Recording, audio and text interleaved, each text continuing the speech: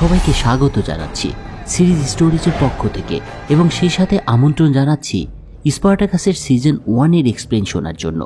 আপনারা যারা এই সিরিজটা কন্টিনিউ করছেন তারা জানেন এই স্পার্টাকাসের প্রত্যেকটা এপিসোডের দৈর্ঘ্য অনেক বেশি, আর এই সিরিজটাতে যেহেতু রোমান সাম্রাজ্যের একটা বিস্তৃত ইতিহাস তুলে ধরা হয়েছে, তো এটা ডিটেইল এক্সপ্লেন করতে গেলে একটু সময় বেশিই লাগছে। আপনারা হয়তো খেয়াল করেছেন প্রতিটা পার্টে অ্যারাউন্ড 30 মিনিটের আশেপাশে থাকছে এক্সপ্লেন। তো বুঝতেই পারছেন আমি একটু ডিটেইলে এগুলো বর্ণনা করার চেষ্টা করছি আপনাদের সামনে এবং তুলে ধরার চেষ্টা করছি তখনকার যুগে স্পার্টাকাসের জীবন এবং রোমানদের শাসন এবং তাদের শোষণ কেমন ছিল। তাই আশা করি আপনারা অধৈর্য হবেন না এবং সিরিজটা যদি ভালো লাগে তাহলে কন্টিনিউ করবেন। আমরা গত পর্বের শেষে দেখেছিলাম কেল্টদের সাথে লড়াইয়ের ময়দানে স্পার্টাকাসের বীরত্ব। একই সাথে স্পার্টাকাস 6 জন যোদ্ধাকে মাটির সাথে মিশিয়ে দিয়েছিল একাই। তার এই রণকৌশল দেখে রোমের প্রধানের ছেলে নিউমেরিয়াস মুগ্ধ হয়ে গিয়েছিল, আর এই বিষয়টা খেয়াল করেছিলেন চতুর বাতিয়াটাস।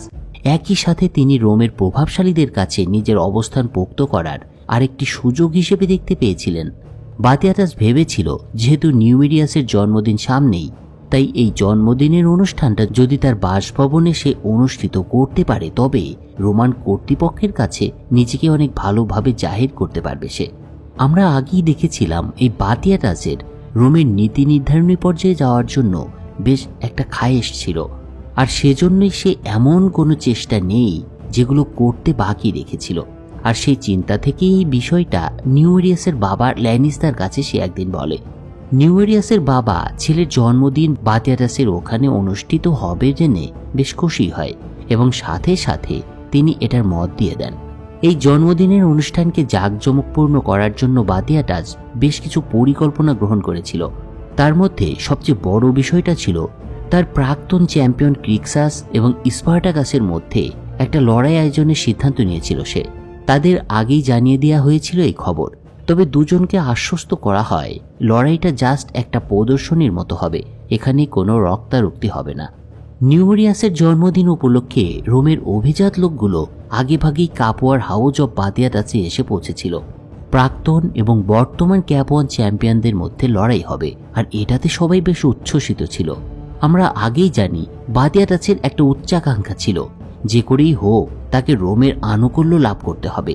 সে আশা করেছিল নিউমেরিয়াসের এই জন্মদিনের ভোজ অনুষ্ঠান আয়োজনের মাধ্যমে তিনি রোমের প্রধানের সাথে তার সম্পর্ককে আরও মজবুত করতে পারবেন এবং তার ভবিষ্যতের রাজনৈতিক আকাঙ্ক্ষার পথ প্রশস্ত হবে।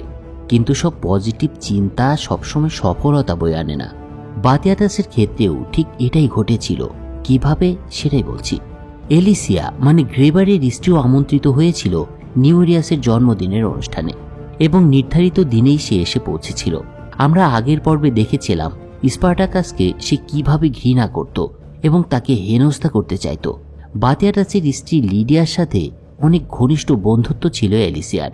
তারা তাদের স্বামীদের অলক্ষ্যে প্রায়ই গ্ল্যাডিয়েটরদের সাথে নিষিদ্ধ সম্পর্কে লিপ্ত হতো। জন্মদিনের ভোজ অনুষ্ঠানে একটা দর্শনীয় পারফরমেন্স করার জন্য ক্রিক্সাসকে যে নির্বাচিত করা হয়েছে সেটা ক্রিক্সাস আগেই জানতে পেরেছিল। সে জানত এই জন্মদিনের লড়াইটা তাকে তার নিজের পরিবর্তন করার একটা সুযোগ এনে দিয়েছে।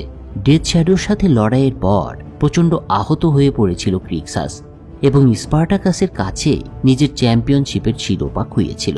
তাই সে ভাবছিল যদি চ্যাম্পিয়নশিপ পুনরুদ্ধার করতেই হয় তবে সেটা স্পার্টাকাসের বিরুদ্ধে হলে সে বেশি খুশি হবে। তো এরা যখন যুদ্ধের প্রস্তুতি নিচ্ছিল এদিকে, তখন অন্যদিকে ধুরন্ধর এলিসিয়া একটা অদ্ভুত ষড়যন্ত্র তৈরি করে। লড়াইয়ের আগের দিন আড়াল থেকে সে স্পার্টাকাস এবং ভারোর মধ্যেকার গভীর বন্ধুত্বপূর্ণ সম্পর্কটা খুব গভীরভাবে পর্যবেক্ষণ করে, আর এর ফলে তার মাথায় একটা দুষ্টু পরিকল্পনা তৈরি হয়। সেদিন সন্ধ্যায় এলিসিয়া আমন্ত্রিত অতিথিদের অভ্যর্থনা জানাতে হাসিমুখ সবার সামনে আবির্ভূত হন। এদিকে রক্ষীদের এসকর্টের মাধ্যমে সঠিক সময়েই হাউজ অব বাতিয়াটাসে এসে পৌঁছেছিল প্রধানের ছেলে নিউমেরিয়াস। সেদিন সান্ধ্যকালীন ভোজে অংশ নেওয়ার আগে নিউমেরিয়াস যখন একটা বাথটাবে স্নান করছে তখন সেখানে এলিসিয়াকে আসতে দেখা যায়। এ সময় অদ্ভুত একটা কাজ করে বসে এলিসিয়া। নিজেকে পুরোপুরি নগ্ন করে সে সেখানে নিউমেরিয়াসের সাথে মিলিত হয়, মানে সেই বাথটবের মধ্যেই। নিজের রূপের ফাঁদে ফেলে নিউমেরিয়াসকে সে স্পার্টাকাসের প্রতিদ্বন্দ্বী পরিবর্তন করার অনুরোধ করেন বিশেষভাবে। এলিসিয়া ছিল নিউমিরিয়াসের জীবনের প্রথম নারী, তাই সে তার প্রতি অনেকটা মোহগ্রস্ত হয়ে পড়েছিল। ফলে সে এলিসিয়ার এই প্রস্তাবটা অস্বীকার করতে পারেনি। কিন্তু দেখার বিষয় এখানে এলিসিয়া কাকে বলির পাঠা করতে চলেছিলেন। এরপর দেখা যায় গ্ল্যাডিয়েটরের দ্বৈত পারফরমেন্স শুরু হতে যাচ্ছে এবং বাটিয়াটাসের নির্দেশে সব গ্ল্যাডিয়েটররা সারিবদ্ধভাবে এসে দাঁড়িয়েছে। সব প্রস্তুতি শেষ করে বাটিয়াটাস যখন লড়াইয়ের ঘোষণা দিতে যাবে, তখন নিউমিরিয়াস তাকে বাধা দিয়ে ক্রিক্সাসের পরিবর্তে স্পার্টাকাসের প্রতিদ্বন্দ্বী হিসেবে ভারোকে বেছে নেন। ক্রিক্সাস এটা শুনে প্রচণ্ড অবাক হয়, কিন্তু রোমান প্রধানের ছেলে সিদ্ধান্তকে অস্বীকার করা কোনো গ্ল্যাডিয়েটরের পক্ষে একেবারেই অসম্ভব ছিল। এরপরে ভারোর সাথে শুরু হয় স্পার্টাকাসের লড়াই। তারা দুই বন্ধু অনেকটা হালকা মেজাজেই লড়ে যাচ্ছিল, কিন্তু এক পর্যায়ে অসাবধানতাবশত ভারো স্পার্টাকাসকে একটা আঘাত করে বসে। তবে শেষ পর্যন্ত ভারোর পরাজয়ের মাধ্যমেই শেষ হয় লড়াই। তবে তখনও অনেক কিছু ঘটতে বাকি ছিল।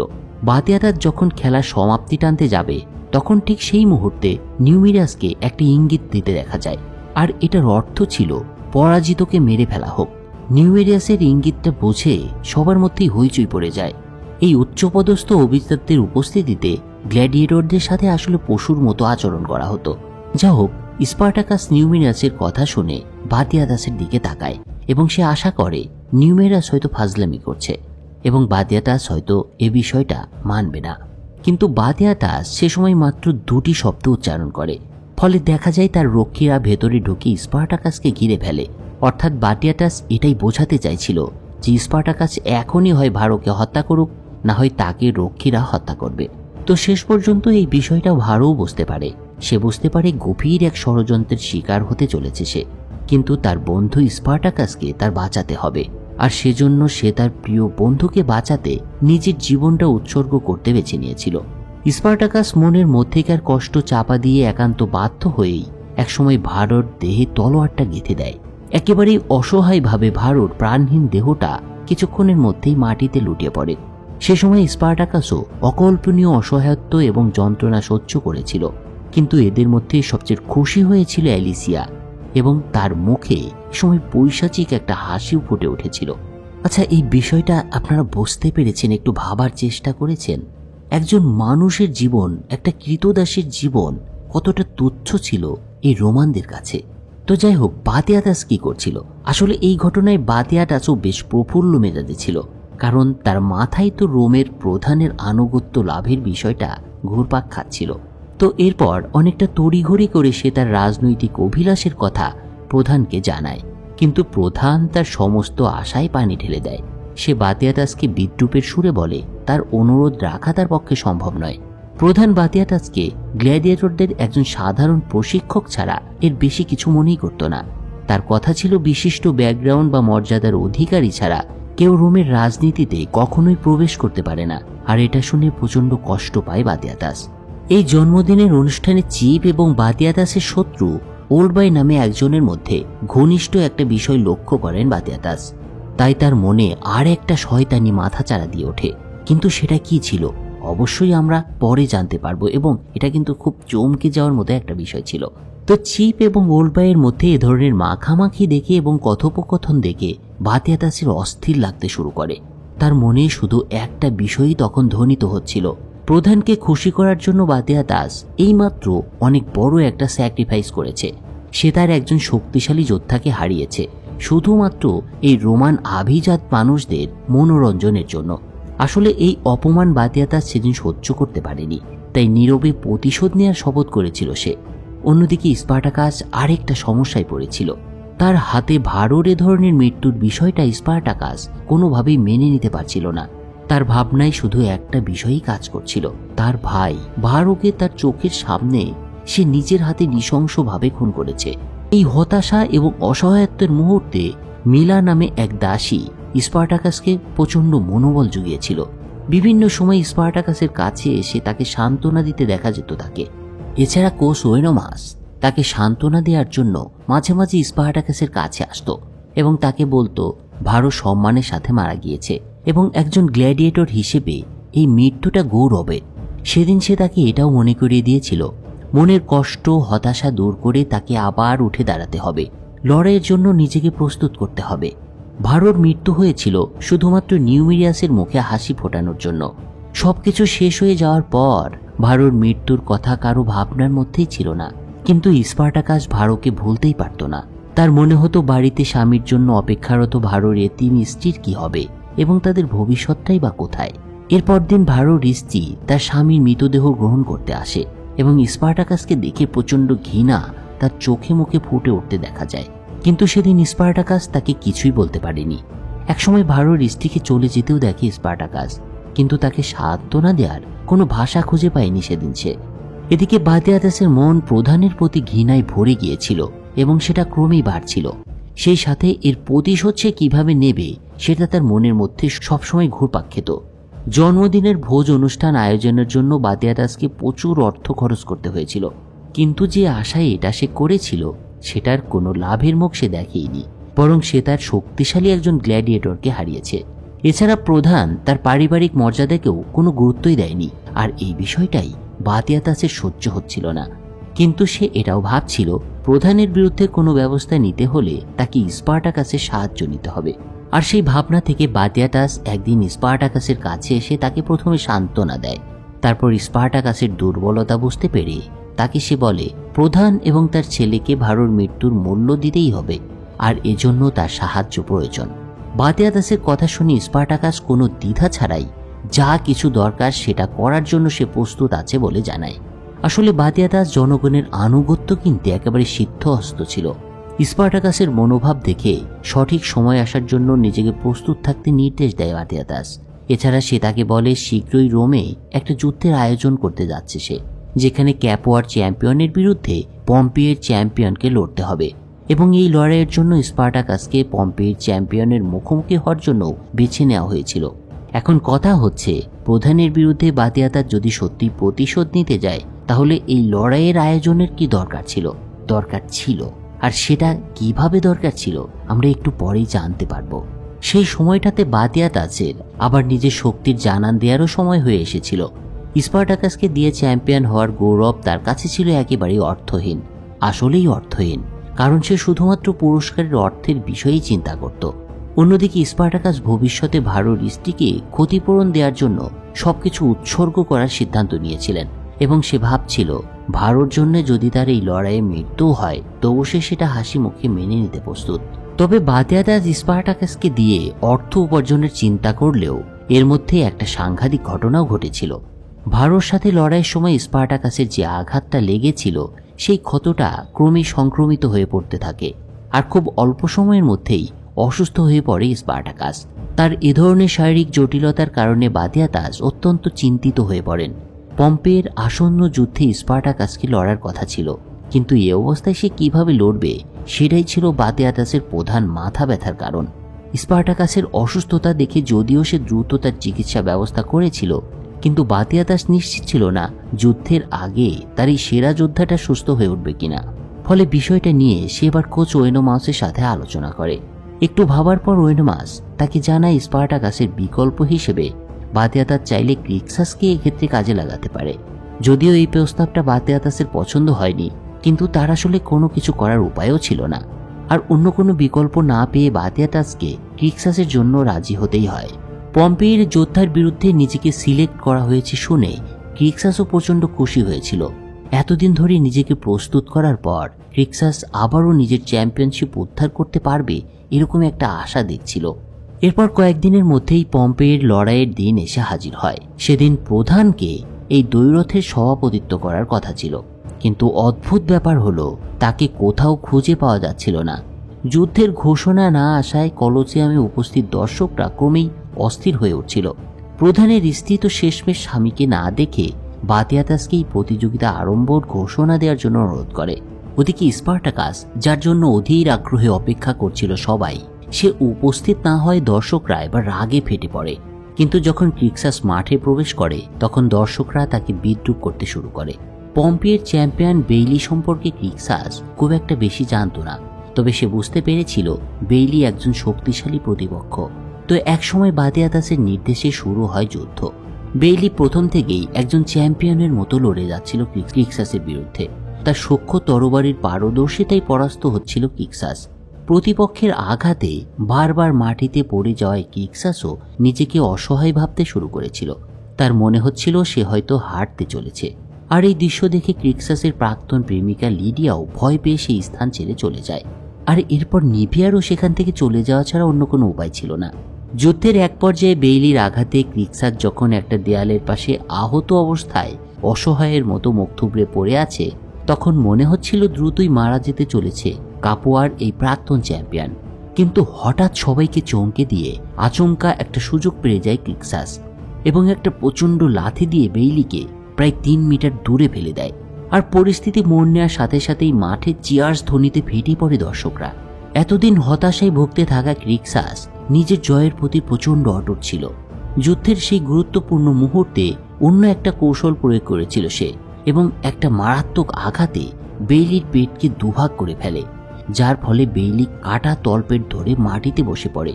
দর্শকরা যার জন্য বিদ্রূপ করছিল এতক্ষণ, তার জন্যই এবার উল্লাসে ফেটে পড়ে। ক্রিক্সাস বুঝতে পেরেছিল সে আসলে এই মুহূর্তটির জন্য অনেকদিন ধরে অপেক্ষা করছে। অন্যদিকে মঞ্চে দাঁড়িয়ে থাকা বাতিয়াতাস ক্রিক্সাসের বিজয়ে ভীষণ আনন্দিত হয়ে ওঠেন। এরপর একের পর এক চমক আসতে থাকে। নিকোস ল্যানিস্তা, মানে সেই প্রধান যিনি মাঠে উপস্থিত হননি, অবশেষে তাকে খুঁজে পাওয়া যায়। বাতিয়াতাসের এক লোক তাকে একটা চিঠি দিয়ে যায়, যাতে লেখা ছিল এখানে আসার পথে ল্যানিস্টার গাড়িটা রাস্তার পাশে পাওয়া গিয়েছে। সেখানে তার রক্ষীদের মৃতদেহ পাওয়া গেলেও ল্যানিস্টার কোনো খোঁজ নেই। আর এটা শুনে নিউমিরিয়াস এবং তার মা কিভাবে এই পরিস্থিতিটার মোকাবেলা করবেন সেটা নিয়ে আলোচনা শুরু করে। বাতিয়াতাস নিউমিরিয়াসকে তার সাথে ল্যানিস্টাকে খুঁজতে যাওয়ার পরামর্শ দেন, কিন্তু এরা ঘুণাক্ষরেও টের পায়নি ল্যানিস্টাকে বাতিয়াতাসই অপহরণ করেছিল এবং একটা ম্যান হোলে প্রধানকে বন্দী করে রাখা হয়েছিল। আর সেখানকার সবাই অপেক্ষা করছিল বাতিয়াতাসের জন্য। অন্যদিকে স্পার্টাকাসের ক্ষতর সংক্রমণ এতটাই বেড়ে গিয়েছিল যে মাঝে মাঝে অচেতন হয়ে পড়ত সে, এবং এই অবস্থায় দুঃস্বপ্ন দেখতে শুরু করেছিল স্পার্টাকাস। সে অবচেতন মনে ভারোকে দেখতে পেত। বিষয়টা একসময় এমন হয়ে দাঁড়িয়েছিল যে হঠাৎ ভারো তার সামনে উপস্থিত হলে সে জেগে উঠত প্রচণ্ড খিঁচুনি দিয়ে। স্পার্টাকাসকে সুস্থ করার জন্য চিকিৎসক এবং মিলা আপ্রাণ চেষ্টা করে যাচ্ছিল। যাই হোক, ওদিকে আমরা আগে দেখেছিলাম প্রধানকে বাতিয়াতাস কিডন্যাপ করে একটা ম্যান হোলে লুকিয়ে রেখেছে। বাতিয়াতাস প্রধানের উপরে শোধ তুলতে তাকে কিডন্যাপ করেছিল এবং তার বিশ্বস্ত কৃতদাস আসুরকে সেখানে পাহারায় রেখেছিলেন। পম্পেইয়ের যুদ্ধের পরদিন বাতিয়াতাস সেখানে পৌঁছায় এবং প্রধানকে নানাভাবে অপমান করতে শুরু করে। সেদিন অতীতের অপমানের প্রতিশোধ হিসেবে বাতিয়াতাস তার পুত্র নিউমিরিয়াসকে খুন করার হুমকিও দেয়। বাতিয়াতাসের সব কথা শুনে আসুর তাকে সাবধান করে বলে যদি প্রধানকে কিডন্যাপের খবর প্রচার হয়ে যায় তবে তারা কেউ পালাতে পারবে না। তবে আসুরের কথায় বাতিয়াতাস রেগে যায়। প্রধানের উপরে সে এতটাই রেগে ছিল যে কে কি করবে সেটা বাতিয়াতাস ভাবছিলই না। তাই আসুরকে এ সময় বলে, তুই কৃতদাস আছিস, কৃতদাসের মতোই আপাতত থাক আর আমার আদেশ মেনে চল। রাগ ঝাড়ার পর বাতিয়াতাস সেখান থেকে সেদিন চলে যায় এবং আসুরও চলে যায় আর একটা কাজে। এর কিছুক্ষণ পর ভূগর্ভস্থ টানেলে এক সঙ্গীকে নিয়ে ফিরে আসে সে এবং দেখতে পায় প্রধান চেয়ারের উপরে নিথর হয়ে বসে আছে। লোকটা মারা গেল নাকি সেটা ভেবেই আসুর তাড়াতাড়ি কাপড়ের ব্যাগটা খুলে দেখার চেষ্টা করে প্রধান বেঁচে আছে কিনা, কিন্তু দেখা যায় হঠাৎ প্রধান তার মাথা ঘুরিয়ে আসুরের সাথে আসা সেই লোকটার ঘাড়ের কামড় বসিয়ে দেয়।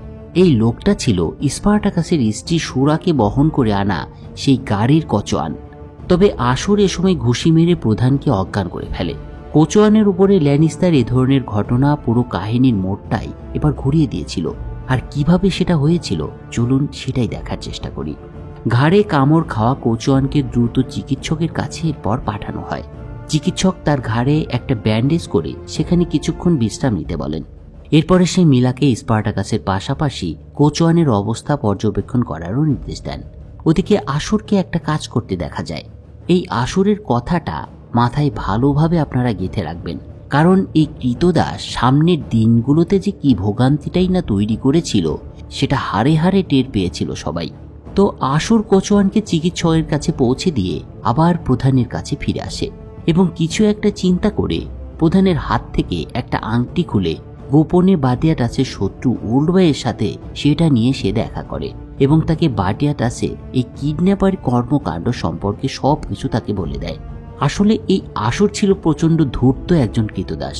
একটু আগেই তো আমরা শুনলাম বাতিয়াতাসের কাণ্ড দেখে সে প্রচন্ড ভয় পেয়ে গিয়েছিল এবং এর থেকে নিজের দায় এড়াতে ওল্ডবাইকে সব জানিয়ে দিয়েছিল সে। প্রাচীন রোমে একটা নিয়ম ছিল, যখনই কোনো প্রভু জঘন্য অপরাধ করত তখন তার দাসরাও তার মতো একই ধরনের সাজা ভোগ করত। আর সেটা থেকে বাঁচারই একটা চেষ্টা করেছিল এই আসুর। যা হোক, ওল্ডবাই আসুরের সব কথা শুনে তার অবস্থা সম্পর্কে জিজ্ঞেস করে এবং তাকে কোথায় রাখা হয়েছে সেটা জানতে চায়। আর আসুরও তাকে সব বলে দেয়। এরপর ওল্ডবাইকে নিয়ে প্রধানের বাঁচানোর জন্য সেই স্থানে এসে পৌঁছায়। তবে তখন আন্ডারগ্রাউন্ডে পৌঁছানোর আগে কিছু সৈন্যের তল্লাশি শব্দ শুনতে পেয়েছিল সে। সেনাদের শব্দটা এবার আসুরকে আতঙ্কিত করে তোলে, তাই সে ওল্ডবাইকে নিয়ে সেখান থেকে পালিয়ে যেতে চায়। কিন্তু চোখের সামনে একজন মানুষকে বন্দি অবস্থায় দেখে ওল্ডবাই তাকে না নিয়ে সেখান থেকে যেতে চাইছিল না। তবে এ সময় আসুর সেখান থেকে পালিয়ে যায়। আর এদিকে ওল্ডবাই ছুরি বের করে প্রধানের হাতের বাঁধন কেটে তাকে উদ্ধার করতে তার কাছে ছুটে যায়। কিন্তু প্রধানের মাথা থেকে কাভারটা খুলে নেওয়ার পর একেবারে হতবাক হয়ে যায় এই ওল্ডবাই। সে দেখতে পায় প্রধানকে আগেই গলা কেটে হত্যা করা হয়েছে।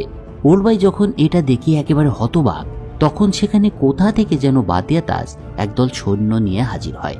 আর এ সময় তার সাথে প্রধানের পুত্র নিউমিরিয়াসও ছিল এবং সে এই দৃশ্য দেখে একেবারে বাকরুদ্ধ হয়ে যায়। ওল্ডবাইয়ের হাতে ছুরি দেখে বাতিয়াতাস সেনাদের তাকে গ্রেপ্তার করার নির্দেশ দেয়। আর এ সময় হঠাৎ খেয়াল করা যায় বাতিয়াতাসের পেছনে এসে দাঁড়িয়েছে আসুর এবং মুখে মুচকি মুচকি হাসছে। এটা দেখে ওল্ডবাই বুঝতে পারে শুধু বাতিয়াতাসই নয়, তাকে ফাঁসানোর মূলে আসুরেরও একটা গভীর চক্রান্ত রয়েছে। আর এই দুইজনের কীর্তিতে একেবারে বেমালুম ফেসে গিয়েছে সে। এই ঘটনার মাধ্যমে বাতিয়াতাস একসাথে দুটো প্রতিশোধ নিয়েছিল। প্রথমত, তাকে অপমান করার ফল সে প্রধানকে হাড়ে হাড়ে টের পাইয়ে দিয়েছিল। আর অন্যদিকে ওল্ডবাইকে অপরাধী প্রমাণ করে তার দীর্ঘদিনের প্রতিশোধ নিয়েছিল। অন্যদিকে চিকিৎসকের কক্ষে ঘটেছিল আর একটা ঘটনা।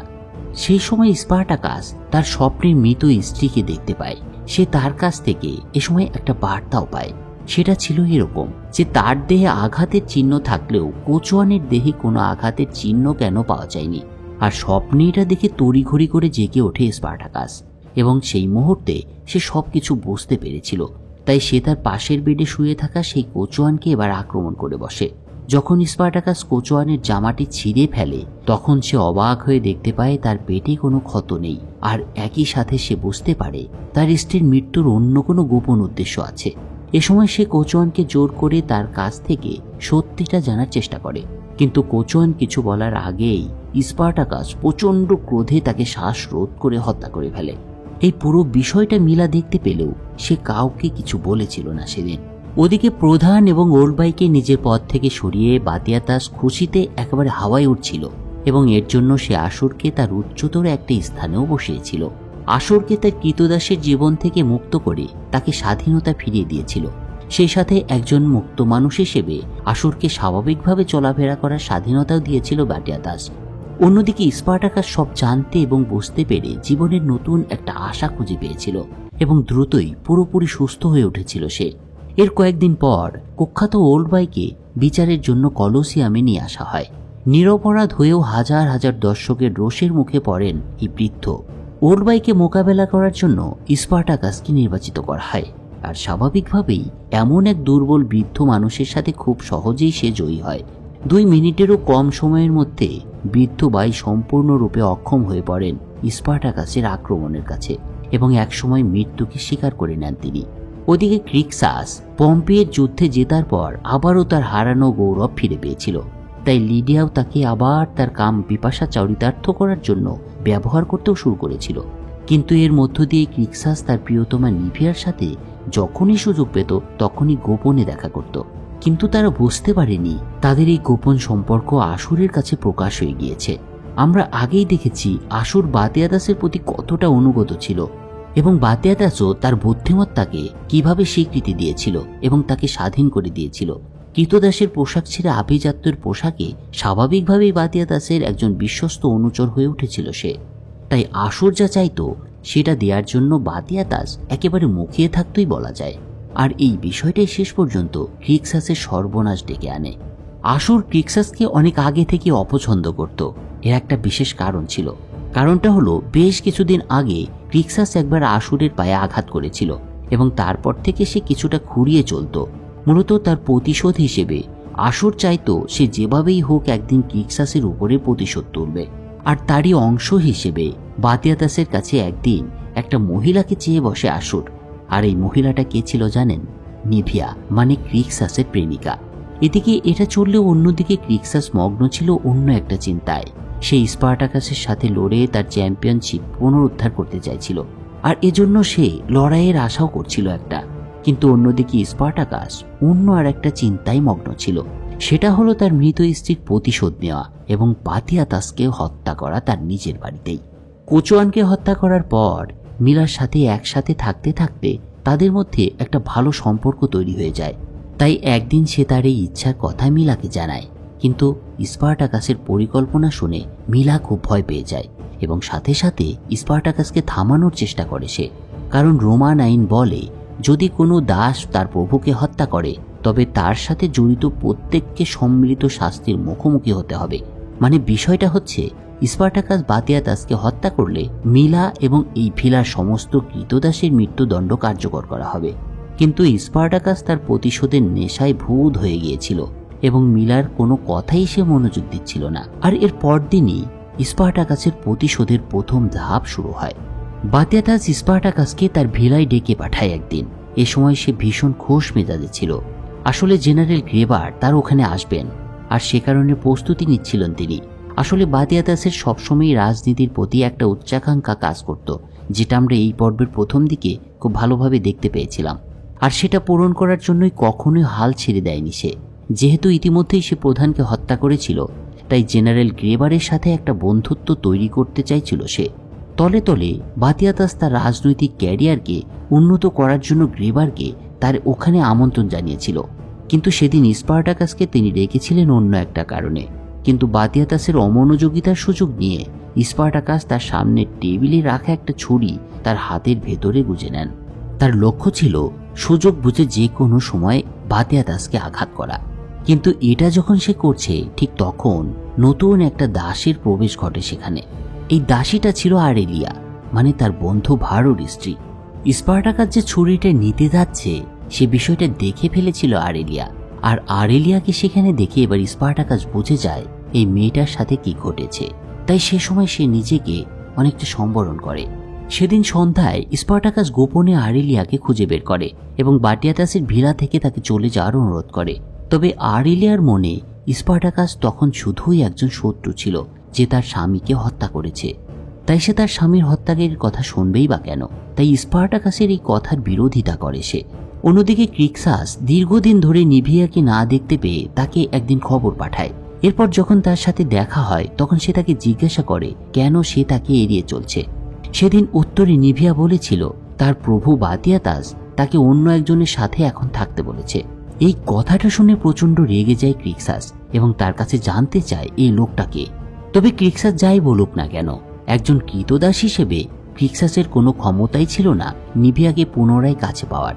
ওদিকে সেদিন লিডিয়া ক্রিক্সাসের সাথে একটা ব্যক্তিগত বৈঠকে বসতে চায়। হঠাৎ তার পেটে একসময় অস্বস্তি অনুভূত হয়। তার মনে হচ্ছিল যেন একটা শিশু তাকে লাথি মারছে। সেদিন রাতে যখন বাতিয়াতাস বাড়িতে ফেরে তখন লিডিয়া তাকে এই বিষয়টা বলে। আর বাতিয়াতাস বুঝতে পেরেছিল তার স্ত্রীর পেটে তার নিজের বংশধর আস্তে আস্তে বেড়ে চলেছে। কিন্তু সে তো জানতো না এই বাচ্চাটা মূলত ক্রিক্সাসের ছিল। যা হোক, এর পরের দিন সকালে জেনারেল গ্রেবার বাতিয়াতাসের ভিলায় এসে পৌঁছান। সেদিন কিছু কথোপকথনের পর বাতিয়াতাস রোমের রাজনৈতিক অঙ্গনে প্রবেশ করার এবং তার প্রতিভা প্রদর্শন করার ইচ্ছা প্রকাশ করেন এবং এ সময় সে প্রধানের মৃত্যুর জন্য দুঃখও প্রকাশ করে। সে আরও বলে রাজনীতিতে সমস্যা তৈরি হওয়া উচিত নয়। যতদিন আমরা ঐক্যবদ্ধ থাকব, গ্ল্যাডিয়েটররা জনগণের আবেগকে উজ্জীবিত করতে পারবে। আপনার নামে তারা যুদ্ধ করলেও বিশ্বের সমর্থন রোমের প্রতি আরও বৃদ্ধি পাবে। কিন্তু গ্রেবার এ সময় তার অতীতের কথা মনে করিয়ে দেয় এবং বাতিয়াতাসকে সমস্ত গ্ল্যাডিয়েটরকে ডেকে পাঠাতে বলে। সবাই যখন একে একে গ্রেবারের সামনে এসে দাঁড়ায় তখন গ্রেবার স্পার্টাকাসকে ভীষণভাবে অপমান করে। দেখা যায় অপমান মুখ বুজে সহ্য করছে স্পার্টাকাস, কিন্তু গ্রেবার তাকে অপমান করতেই থাকে। এ সময় সে তার সৈন্যদের স্পার্টাকাসের সাথে লড়তে নির্দেশও দেয়। কিন্তু দেখা যায় স্পার্টাকাসকে কাঠের তলোয়ার দেয়া হলেও এই রোমান সৈন্যরা ব্যবহার করছিল ইস্পাতের তলোয়ার। কিন্তু এটা অন্যায় হলেও তখন দেখার তো কেউ ছিল না। তাই স্পার্টাকাসকে সেই কাঠের তলোয়ার নিয়েই এই সশস্ত্র লোকগুলোর বিরুদ্ধে লড়তে হয়। এরপর লড়াই শুরু হলে দেখা যায় বছরের পর বছর প্রশিক্ষণ এবং অভিজ্ঞতার কারণে স্পার্টাকাস তলোয়ার চালানোয় ভীষণ দক্ষ হয়ে উঠেছিল। তাই সে অবলীলায় এসব অস্ত্রধারী সৈন্যদের একে একে কুপঘাত করতে শুরু করে। আর এই দৃশ্যটি গ্রেবারকেও অবাক করে দেয়। স্পার্টাকাসের এ ধরনের দক্ষতা দেখে গ্রেবার অবাক হওয়ার পাশাপাশি চমকেও যায়। সে আসলে কখনোই আশা করেনি যে বাতিয়াতাস তার কৃতদাসদের এভাবে তৈরি করবে। তাই সে বাতিয়াতাসের কোনো অনুরোধেরই গুরুত্ব দেয় না। প্রতিহিংসা থেকে গ্রেবার বাতিয়াতাসকে বলে তার সব কথা মানতে হবে তাকে। এরপর সে স্পার্টাকাসকে নতজানু হওয়ার নির্দেশ দেয়। সেই মুহূর্তে স্পার্টাকাস এই অপমানকে পাত্তা না দিলেও শুধু আপাতত অপমান সহ্য করছিল সে, এবং সে এটাও ভেবেছিল এই গ্রেবারকে সে ভবিষ্যতে দেখে নেবে। অন্যদিকে দেখা যায় আসুর যখন নিভিয়ার সাথে ঘনিষ্ঠ হওয়ার চেষ্টা করছে তখন ক্রিক্সাস সেখানে উপস্থিত হয়। নিজের প্রিয়তমাকে এই অবস্থায় দেখে উত্তেজিত হয়ে ওঠে ক্রিক্সাস। তার এই ধরনের আচরণ দেখে এবার লিডিয়া বুঝতে পেরেছিল তার স্বামীর সাথে তার নিজেরই দাসীর হয়তো গোপনে প্রেম চলছে। অন্যদিকে গ্রেবার বাতিয়াতাসকে সেদিন অনেকটা প্রত্যাখ্যানই করেছিল এবং তাকে রাজনীতিতে প্রবেশের জন্য অযোগ্য হিসেবে উপহাস করেছিল। আর এই কথাগুলো বলার পর যখন সে রোমের উদ্দেশ্যে যাত্রা করার জন্য প্রস্তুত হয় তখন সেই পরিস্থিতিতে বাতিয়াতাস জেনারেল গ্রেবারকে বেশ কিছু কথা শুনিয়ে দেয় এবং একই সাথে আসুরকে নির্দেশ দেয় গ্রেবারের জন্য একটা নির্ধারিত উপহার নিয়ে আসতে। এটা শুনে গ্রেবার ভেবেছিল বাতিয়াতাস তার অনুগত্য লাভের জন্য হয়তো তাকে মূল্যবান কোনো উপহার দিতে চলেছে, কিন্তু দেখা যায় বিষয়টা ভিন্ন। কিছুক্ষণ পর আসুর একটা বাক্স তার সামনে নিয়ে আসে এবং সেটা খুললে দেখা যায় একটা মহিলার কাটা হাত সেখানে রয়েছে। আর এটা দেখে গ্রেবারের স্ত্রী ইলিসিয়া প্রচন্ড আতঙ্কিত হয়ে ওঠে। গ্রেবার তাৎক্ষণিকভাবে পরিস্থিতির তীব্রতা বুঝতে পেরে ইলিসিয়াকে সেখানে রেখেই এরপর বেরিয়ে আসে বাতিয়াতাসের বাড়ি থেকে। অন্যদিকে ক্রিক্সাসের সাথে নিভিয়ার সম্পর্কের বিষয়টা জানতে পারার পর তাকে কঠিন শাস্তির মুখোমুখি করা হয়। পরদিন ক্রিক্সাসকে একটা খুঁটির সাথে বেঁধে কঠিন শাস্তি দেওয়া শুরু হয়। ওয়েনোমাসের চাবকে শব্দ প্রতিধ্বনিত হওয়ার সাথে সাথে লিডিয়া এবং উপস্থিত সবাই তার জন্য প্রচন্ড দুঃখও পেয়েছিল, কিন্তু আসুরের মুখে একটা পৈশাচিক হাসি ফুটে উঠেছিল প্রতিশোধের। দেখা যায় প্রথম থেকেই বাতিয়াতাস লিডিয়া এবং ক্রিক্সাসের সম্পর্কের কথা জানত, কিন্তু খেয়াল না করার ভান করত সে। আসলে সে শুধুমাত্র তার স্ত্রীকে খুশি রাখার জন্য এগুলো করছিল। অন্যদিকে ক্রিক্সাসের পাশাপাশি নিভিয়াকেও প্রচন্ড রকমের শাস্তি পেতে হয়। তার জীবননাশ না করা হলেও তাকে প্রচন্ডভাবে অপমান করা হয়। তার মাথা থেকে সমস্ত চুল ফেলে দেওয়া হয় এবং তাকে হাউস অব বাতিয়াতাস থেকে একেবারে চিরদিনের জন্য বের করে দেওয়া হয়। আর এই ঘটনার সাথেই সমাপ্ত হয় স্পার্টাকাসের আজকের পর্বের এক্সপ্লেইন। বন্ধুরা, প্রথম সিজনের আর একটি এপিসোড আপনাদের জন্য নিয়ে আসবো খুব শীঘ্রই, যেটাতেই আমরা দেখতে পাবো এই চরিত্রগুলোর ভাগ্যে শেষ পর্যন্ত কি ঘটেছিল। আর সেই পর্বটা খুবই এক্সাইটিং হতে চলেছে। বলা যায় পুরো স্পার্টাকাস কাহিনীর সবচেয়ে গুরুত্বপূর্ণ একটা ঘটনা দেখানো হয়েছে সেখানে। তাই আশা করি আপনারা এর পরের পর্বের এক্সপ্লেইন দেখতে ভুলবেন না। আর সেজন্য যেটা করতে হবে, চ্যানেলটাকে সাবস্ক্রাইব করে রাখতে হবে। এটা আপনাদের কাছে আমার একটা বিনীত অনুরোধও। তো ফিরছি খুব শীঘ্রই সেই পর্বটি নিয়ে। আপনারা সবাই ভালো থাকুন এবং সুস্থ থাকুন। ধন্যবাদ সবাইকে।